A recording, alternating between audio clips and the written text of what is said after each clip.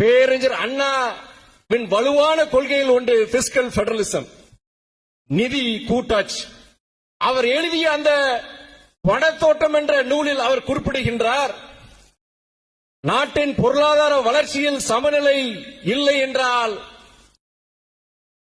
தென்னிந்தியா ஒரு சந்தையாகவும் வட இந்தியாவில் தொழிற்சாலைகள் நிரம்பி ஒரு செல்வம் கொழிக்கும் இடமாகும் என்றார்.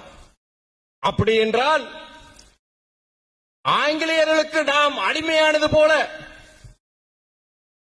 வட இந்தியர்களுக்கு தென்னிந்தியர்கள் அடிமை ஆவார்கள் என்று அவர் அன்னைக்கு எச்சரித்தார். ஆனால் இன்று ஒரு சமநிலை இல்லாத ஒரு நிதி கொள்கையால் ஒன்றிய அரசு அதை நடைமுறைப்படுத்துகின்றது. 3 ஆண்டுகளுக்கு முன்பு குடியரசு தினம் அன்று என் முகநூல்